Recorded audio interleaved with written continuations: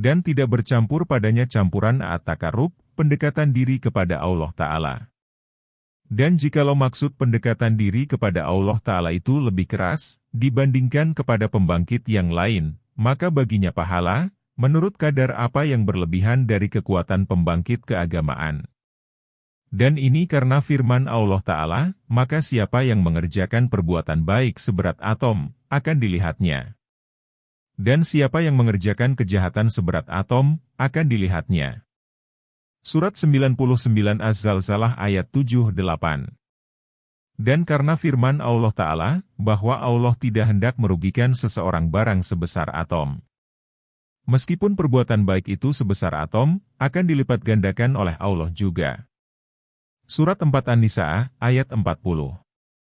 Maka tiada seyogialah bahwa disia-siakan maksud kebajikan.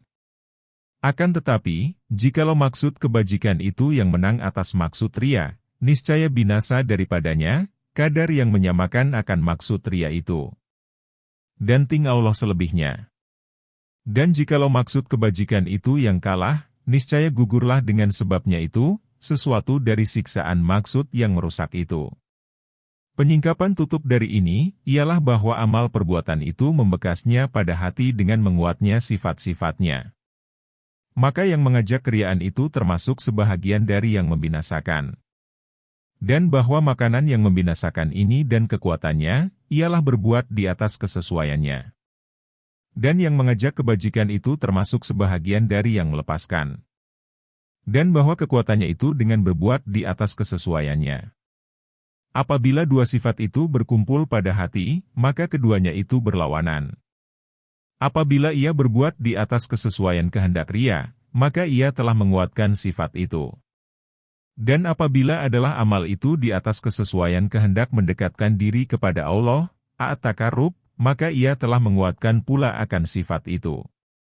Salah satu dari keduanya itu membinasakan dan yang lain itu melepaskan. Jikalau adalah penguatan ini dengan kadar penguatan yang lain, maka keduanya itu lawan-melawan.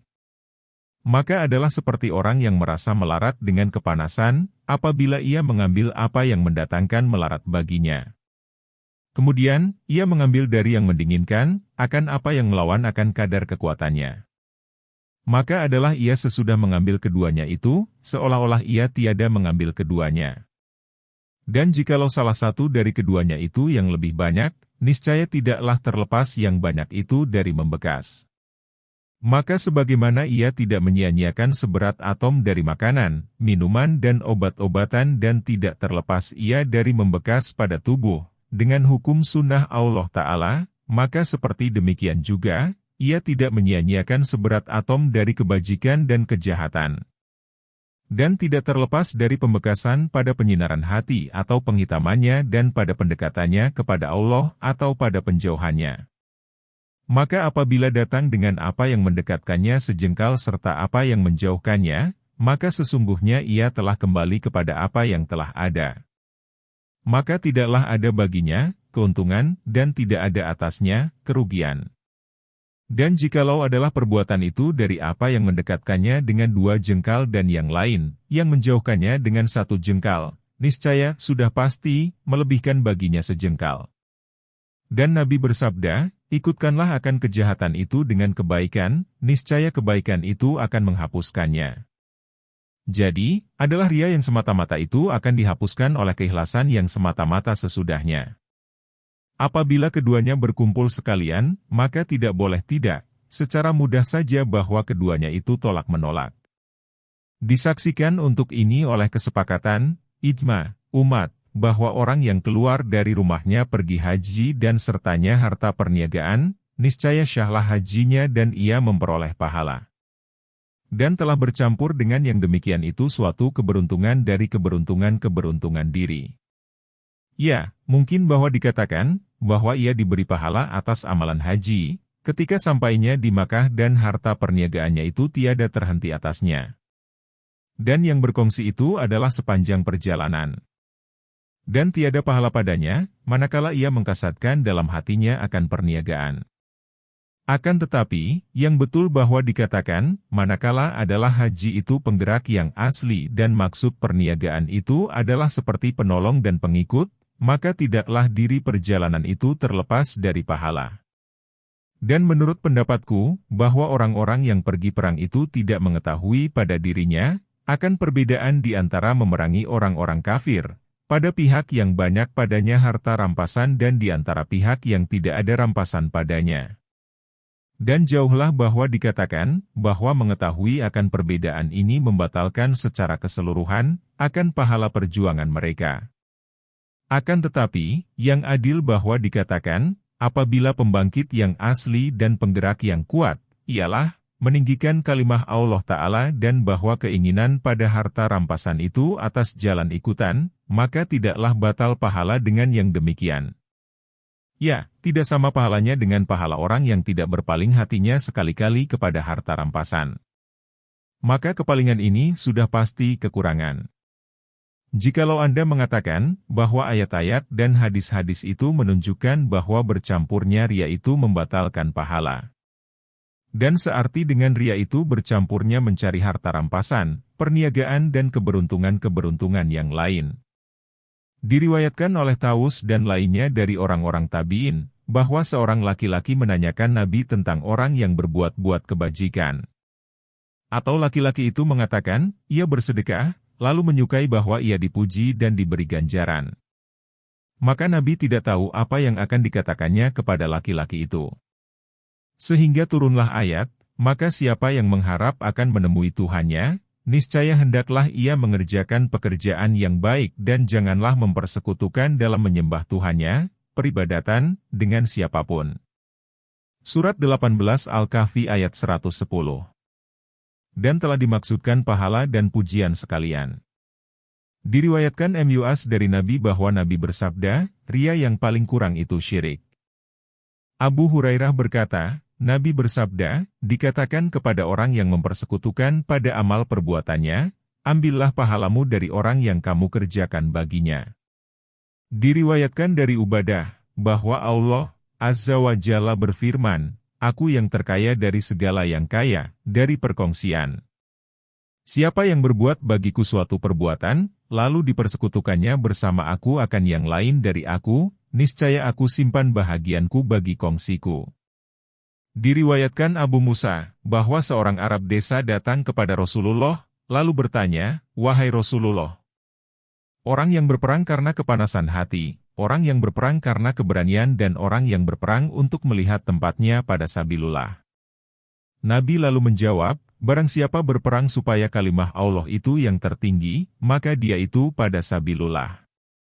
Umar berkata, kamu mengatakan bahwa si Anu itu syahid dan mungkin ia telah memenuhkan kedua belah kendaraannya dengan dirham rampasan perang. Ibnu Mas'ud berkata, Rasulullah bersabda, barang siapa berhijrah yang mencari sesuatu dari dunia, maka dia itu bagi sesuatu itu. Kami mengatakan bahwa hadis-hadis tersebut tidaklah berlawanan dengan yang telah kami sebutkan itu. Bahkan yang dimaksud dengan hadis-hadis tersebut, ialah orang yang tidak bermaksud dengan yang demikian, selain dunia, seperti sabdanya Nabi, barang siapa berhijrah yang mencari sesuatu dari dunia, maka dia itu bagi sesuatu itu, yang tersebut tadi di atas. Adalah yang demikian itu yang lebih mengeras atas cita-citanya. Dan telah kami sebutkan, bahwa yang demikian itu adalah kemaksiatan dan permusuhan. Tidak bahwa mencari dunia itu haram, akan tetapi mencarinya dengan amal perbuatan agama itu haram. Karena padanya itu ria dan mengubahkan ibadah dari tempatnya. Adapun lafal kesekutuan, di mana ia disebutkan, maka itu mutlak bagi persamaan. Dan telah kami terangkan, bahwa apabila bersamaan dua maksud, niscaya keduanya lawan-melawan. Tidak ada baginya kemanfaatan dan tidak ada atasnya kemelaratan. Maka tidak siokialah diharapkan pahala padanya. Kemudian, bahwa manusia pada kesekutuan itu selamanya dalam bahaya. Dia tidak mengetahui, manakah di antara keduanya urusan itu yang lebih mengerasi atas maksudnya. Kadang-kadang adalah dia itu bahaya atas dirinya. Karena demikianlah Allah Ta'ala berfirman, maka siapa yang mengharap akan menemui Tuhannya, niscaya hendaklah ia mengerjakan pekerjaan yang baik dan janganlah mempersekutukan dalam menyembah Tuhannya, peribadatan, dengan siapapun. Surat 18 Al-Kahfi ayat 110.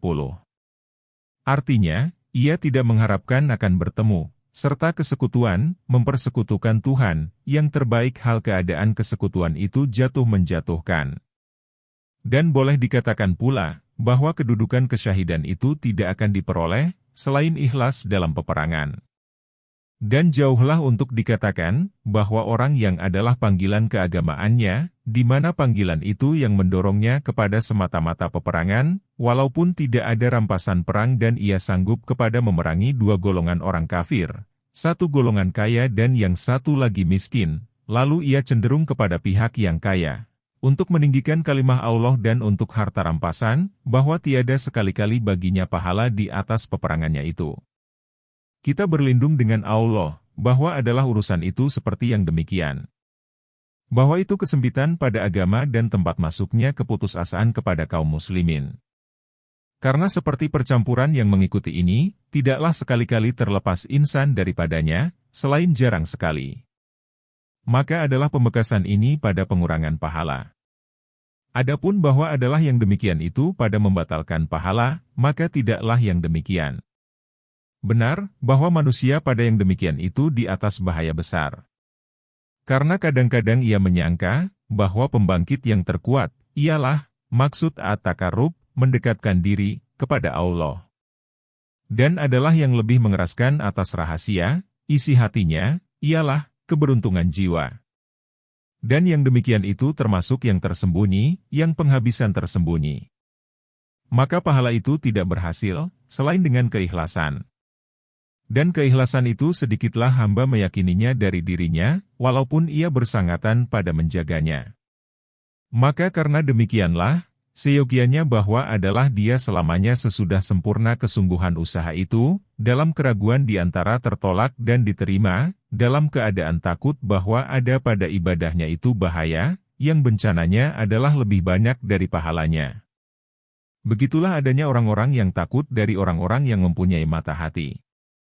Dan begitulah seyogianya bahwa ada setiap orang yang mempunyai mata hati. Karena demikianlah Sufyan berkata, aku tidak menghitung dengan apa yang terang dari amalku. Abdul Aziz bin Abi Rawad berkata, aku bertetangga dengan rumah ini, Baitullah, 60 tahun. Dan aku mengerjakan haji 60 kali haji.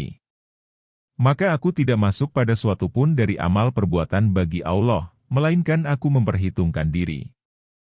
Maka aku dapati, bahwa bahagian setan itu lebih sempurna dari bahagian Allah. Mudah-mudahan tidaklah bagiku, kemanfaatan, dan tidaklah atasku, kemelaratan. Dan bersamaan dengan ini, maka tiada seyogialah bahwa amal itu ditinggalkan, ketika takut bahaya dan ria. Bahwa yang demikian itu kesudahan keinginan setan daripadanya. Karena yang dimaksudkan, bahwa tidaklah hilang keikhlasan. Dan manakala ditinggalkan amal, maka telah disia-siakan amal dan keikhlasan semuanya. Diceritakan, bahwa sebahagian orang-orang fakir adalah melayani Abu Sa'idi Al-Harras dan ia bekerja dengan secara ringan pada segala pekerjaannya. Maka pada suatu hari, Abu Sa'idi memperkatakan tentang keikhlasan, yang ia maksudkan keikhlasan segala gerak. Maka orang fakir tersebut mencari akan hatinya pada setiap gerak dan menuntutkannya dengan keikhlasan. Maka sukarlah kepadanya memenuhi segala hajat keperluan dan Syaikh Abu Sa'idi merasa melarat dengan yang demikian. Lalu beliau menanyakan orang fakir itu tentang urusannya. Maka orang fakir tersebut menerangkan dengan tuntutannya kepada dirinya dengan makna keikhlasan. Dan ia lemah dari yang demikian pada kebanyakan amal perbuatannya. Lalu ditinggalkannya. Abu Sa'idi lalu menjawab, jangan engkau berbuat. Karena keikhlasan itu tidak akan memutuskan amalah, perniagaan. Maka rajinlah kepada amal dan bersungguh-sungguhlah pada menghasilkan keikhlasan. Maka tidak aku katakan kepada engkau, tinggalkan amal. Sesungguhnya aku katakan kepada engkau, ikhlaskanlah amal itu. Al-Fadlil berkata, meninggalkan amal perbuatan dengan sebab makhluk itu ria. Dan mengerjakannya karena makhluk itu syirik. Bab ketiga, tentang benar, keutamaannya dan maknanya. Keutamaan benar. Allah Ta'ala berfirman, Ada orang-orang yang menepati apa yang telah dijanjikan kepada Allah. Surat 33 Al-Ahzab ayat 23. Nabi bersabda, bahwa benar, bersifat dengan sifat benar, itu menunjukkan kepada kebajikan.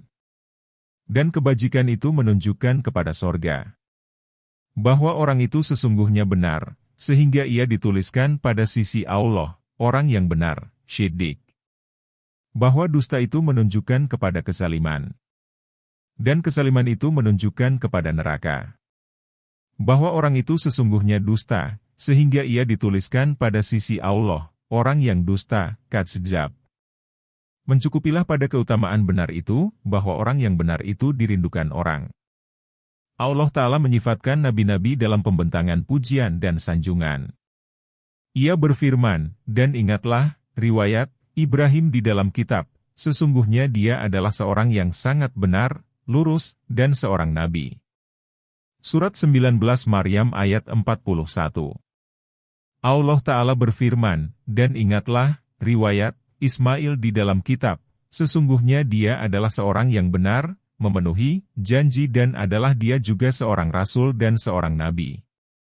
Surat 19 Maryam ayat 54. Dan Allah Ta'ala berfirman, dan ingatlah, riwayat, Idris di dalam kitab, sesungguhnya dia adalah seorang yang sangat benar dan seorang nabi. Surat 19 Maryam ayat 56.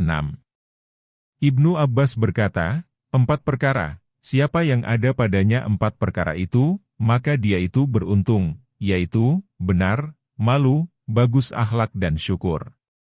Bashar bin Al-Harts berkata, barang siapa bermuamalah, perniagaan, dengan Allah, dengan benar, niscaya ia merasa liar hati dari manusia. Abu Abdillah Ar-Ramli berkata, aku melihat dalam tidur, bermimpi, akan Mansur ad-Dainuri. Lalu aku bertanya kepadanya, apakah yang diperbuat oleh Allah dengan engkau? Mansur ad-Dainuri menjawab, ia mengampunkan aku, mengasihani aku dan memberikan kepadaku, apa yang tidak aku angan-angankan. Maka aku bertanya kepadanya, yang terbaik dari apa yang dihadapkan hamba kepada Allah itu apa? Beliau menjawab, benar dan yang terkeji dari apa yang dihadapkannya, ialah dusta. Abu Sulaiman berkata, jadikanlah benar itu pisau engkau dan kebenaran itu pedang engkau. Dan Allah Ta'ala tujuan tuntutan engkau. Seorang laki-laki bertanya kepada seorang ahli hikmah, filosof, aku tidak melihat benar itu. Ahli hikmah tadi menjawab, jikalau engkau itu orang yang benar, niscaya engkau kenal akan orang-orang yang benar. Dari Muhammad bin Ali Al-Qattani, yang mengatakan, kami dapati agama Allah Ta'ala itu terbina di atas 3 sendi, yaitu, di atas kebenaran, benar, tidak dusta, dan keadilan. Maka kebenaran itu di atas segala anggota badan. Keadilan itu di atas hati. Dan benar, tidak dusta, itu di atas akal pikiran. A.T.S. Suri mengatakan tentang firman Allah Ta'ala, pada hari kiamat itu, engkau lihat orang-orang yang berkata dusta tentang Allah itu, hitam mukanya. Surat 39 Az-Zumar ayat 60, bahwa mereka itu mendakwakan mencintai Allah Ta'ala. Dan tidaklah mereka itu orang-orang yang benar kecintaan itu. Allah Ta'ala menurunkan wahyu kepada Daud, hai Daud. Barang siapa membenarkan aku pada batinnya, niscaya aku membenarkan dia di sisi makhluk pada zahirnya. Seorang laki-laki berteriak pada majelis Asy-Syibli dan melemparkan dirinya dalam sungai Dajlah. Lalu Asy-Syibli berkata, jikalau laki-laki itu orang yang benar, maka Allah Ta'ala melepaskannya dari bahaya, sebagaimana ia melepaskan Musa.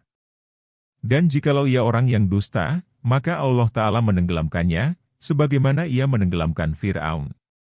Sebahagian mereka berkata, telah ijma, sepakat, fukaha, para ahli fikih, dan ulama atas 3 perkara. Bahwa apabila sah yang 3 perkara itu, maka padanya kelepasan. Dan tiada sempurna sebahagian daripadanya, selain dengan sebahagian yang lain. 3 perkara tersebut, yaitu, Islam yang murni dari bid'ah, yang diada-adakan, dan hawa nafsu, benar karena Allah Ta'ala pada segala amal perbuatan dan baik makanan. Wahab bin Munabbah berkata, aku dapati pada sampul kitab Taurat, 22 huruf, kalimat, di mana orang-orang syalih kaum Bani Israel, Yahudi, berkumpul, lalu membacakan dan mempelajarinya.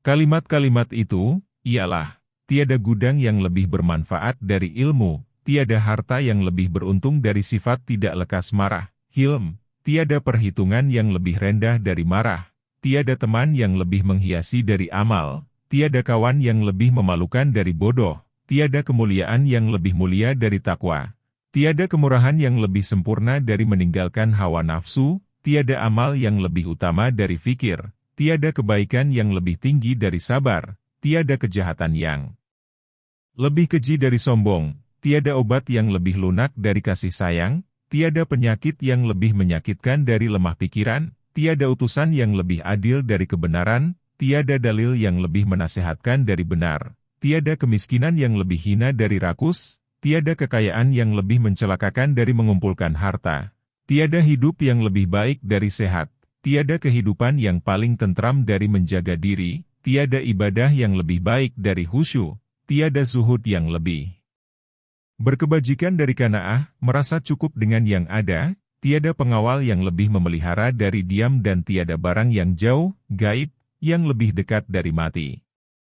Muhammad bin Sa'idi al-Maruzi berkata, apabila engkau mencari Allah dengan benar, niscaya Allah Ta'ala mendatangkan kepada engkau cermin di tangan engkau.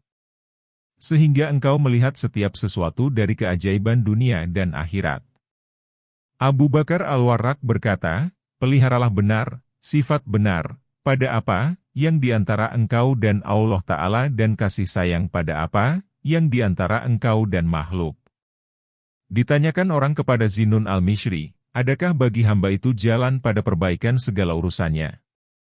Lalu Zinnun bermadah, ke Allah kita dari dosa keheranan. Kita mencari kebenaran yang kepadanya ada jalan. Panggilan hawa nafsu kepada kita meringankan.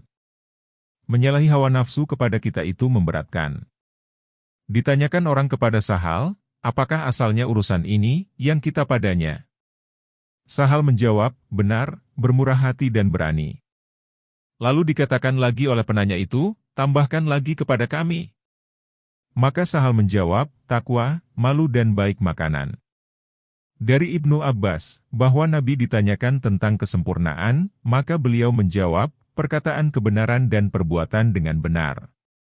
Dari Al-Junaid tentang firman Allah Ta'ala, karena Allah hendak menanyakan kepada orang-orang yang benar tentang kebenaran mereka.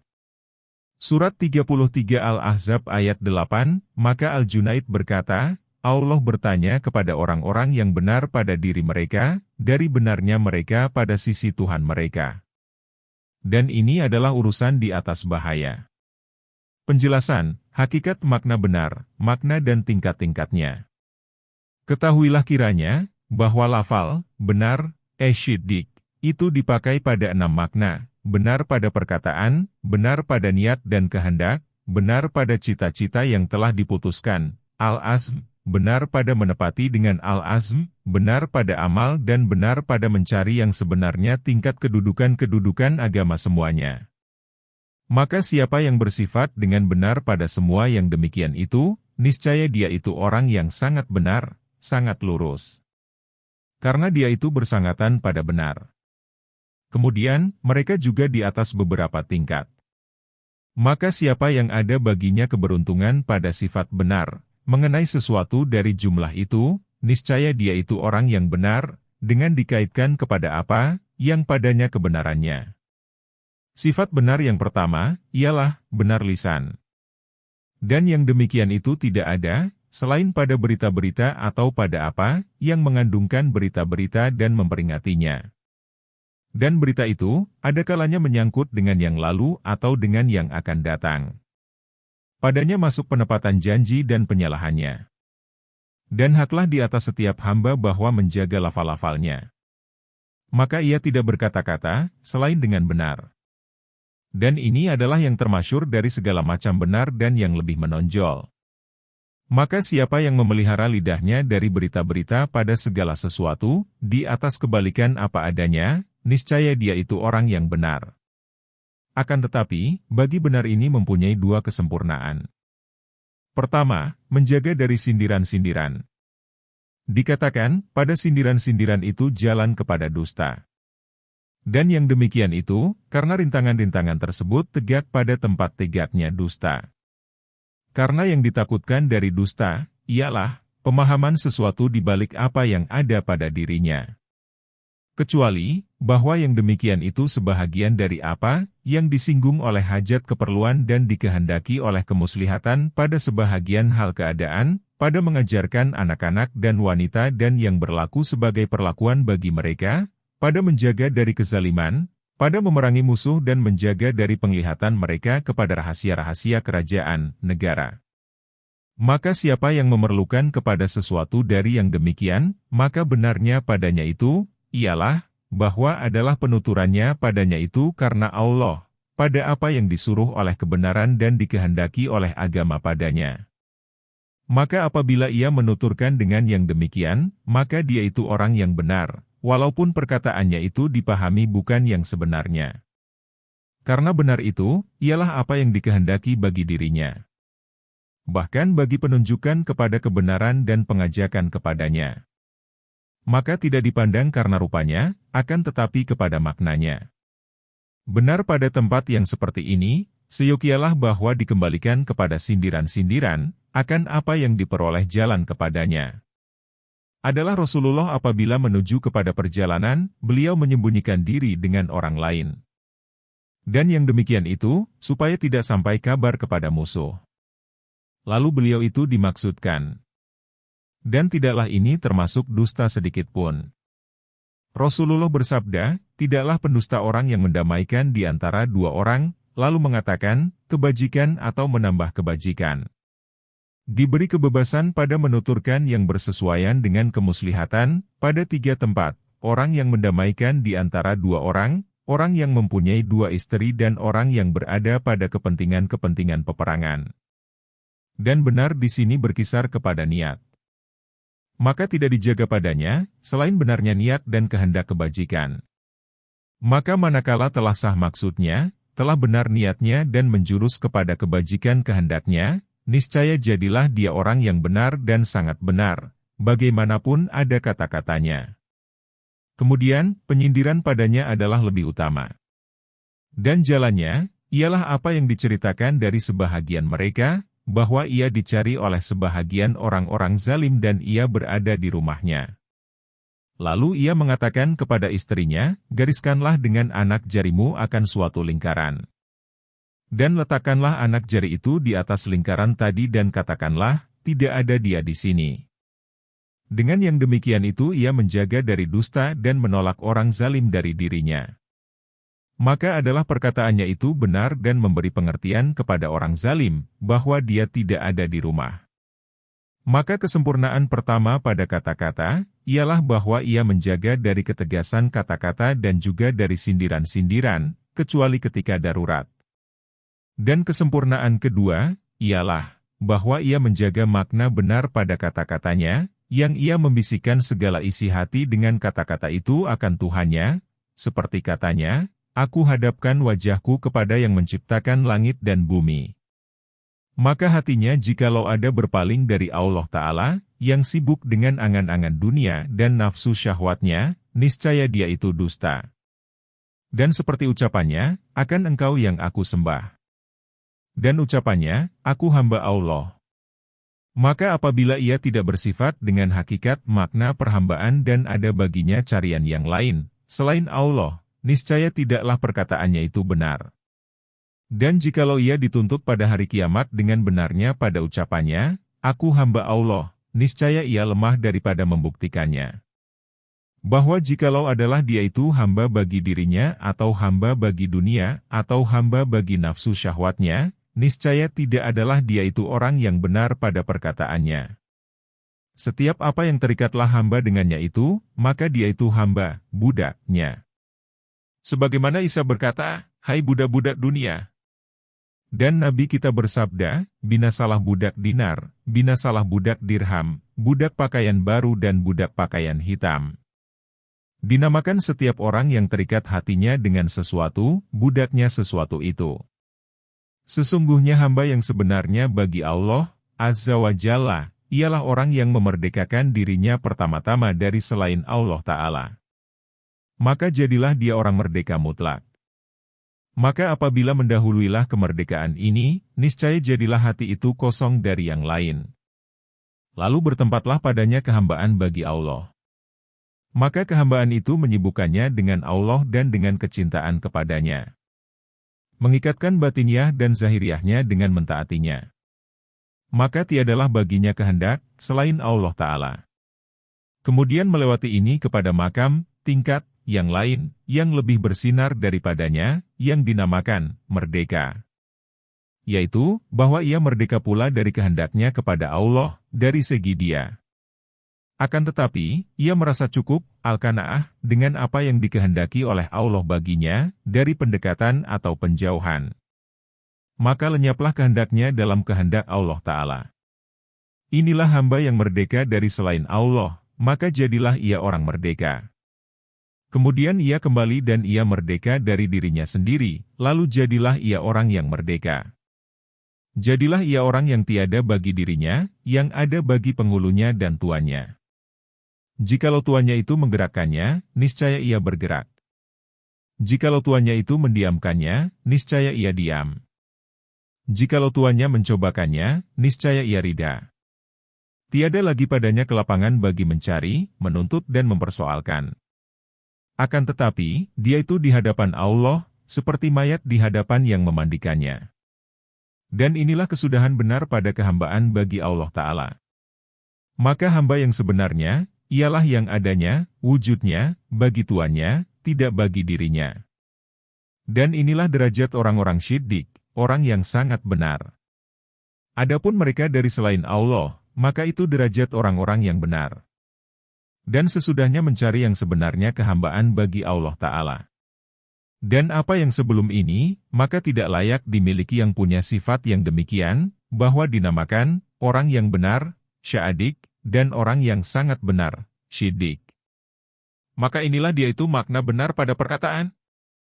Benar yang kedua, ialah, pada niat dan kehendak. Dan kembali yang demikian itu kepada keikhlasan. Yaitu, bahwa tidak ada baginya pembangkit pada segala gerak dan diam, selain Allah Ta'ala. Maka jikalau dicampuri oleh campuran dari keberuntungan-keberuntungan diri, niscaya bat Allah benarnya niat.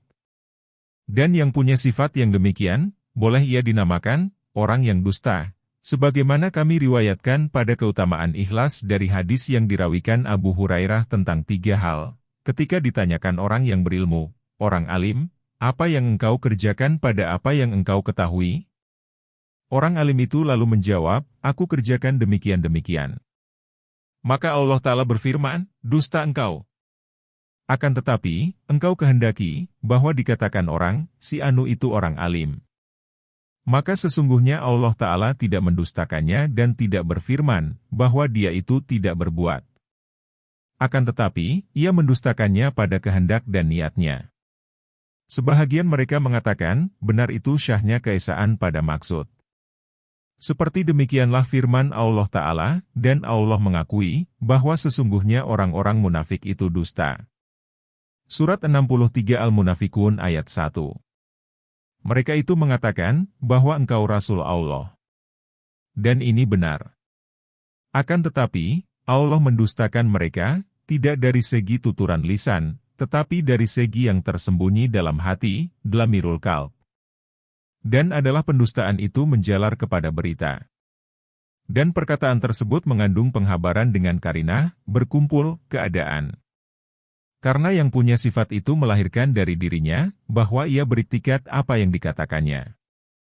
Maka ia mendustakan pada pendalilannya dengan karinah, berkumpul, keadaan, atas apa yang dalam hatinya.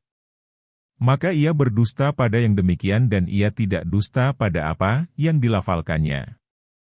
Maka kembalilah salah satu makna benar kepada kemurnian niat, yaitu, ikhlas.